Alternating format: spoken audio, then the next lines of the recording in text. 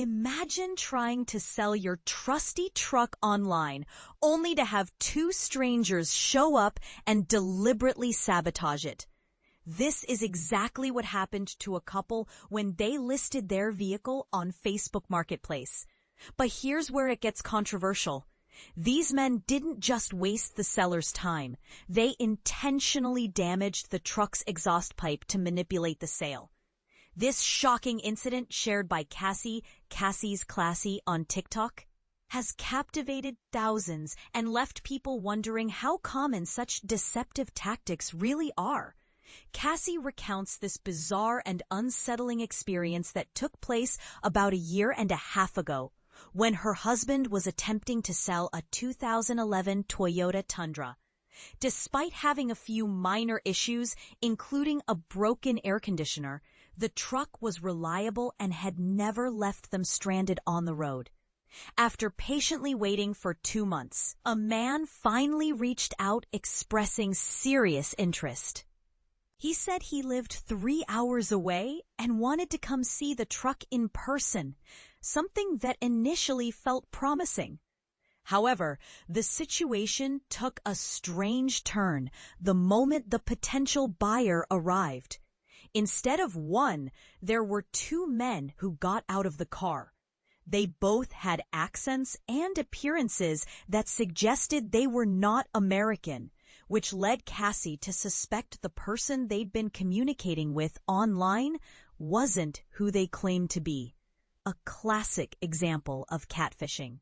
Earlier that day, Cassie and her husband had even taken the truck out for an hour-long drive, confirming it ran flawlessly with no issues, and had cleaned it thoroughly, preparing for a smooth sale. When the men started inspecting under the hood, Cassie's alarm bells rang.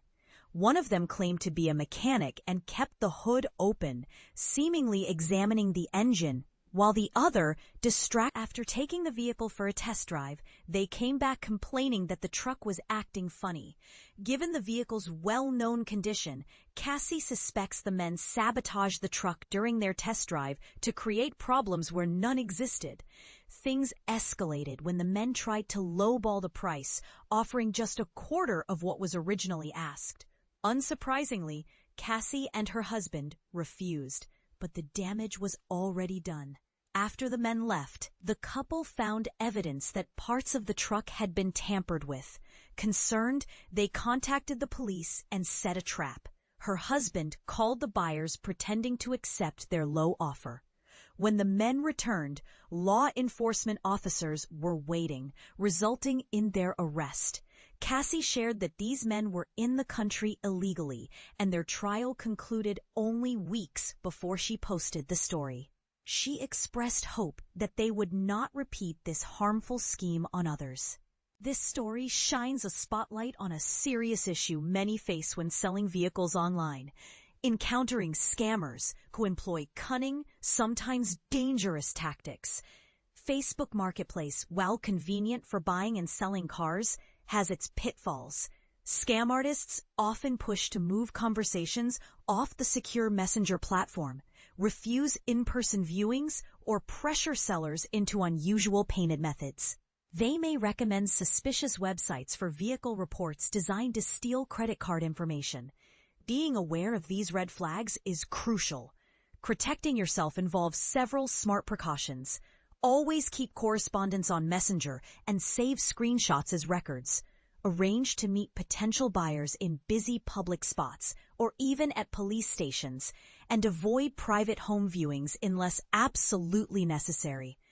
Cassie admits in retrospect that meeting the buyers at her husband's grandmother's house was probably not the safest choice. For payments, cash is safest for smaller amounts, but for larger transactions, waiting for secure payments like bank transfers or cashier's checks to clear is vital before handing over the keys. Above all, trust your instincts. If a buyer makes you uneasy or something feels off during a meeting, stepping away might save you from significant trouble. Cassie's videos have sparked a wave of empathy and shared experiences from viewers worldwide. Many expressed shock and concern for her safety, with comments like, "That is scary, but glad you got the guys," and "That's so scary, glad you both were safe." Others noted that similar scams have happened to people they know or themselves, including tactics like unplugging spark plugs or clamps to sabotage vehicles at auctions or test drives. This raises an important question. How common are these deliberate sabotage scams on social selling platforms? Some commenters took the chance to share practical advice. Avoid meeting buyers at your home, always report suspicious activity to local authorities, and stand firm against lowball offers if anything seems suspicious. Motor One has reached out to Cassie via TikTok to hear more about her experience and will provide updates if she responds. Meanwhile, this story stands as a cautionary tale for anyone navigating the world of online vehicle sales, reminding us that while marketplaces offer great convenience, they also require vigilance, common sense, and sometimes a bit of skepticism. So, readers, have you ever encountered similarly suspicious buyers? What steps do you take to protect yourself from scams? We'd love to hear your thoughts and stories in the comments below.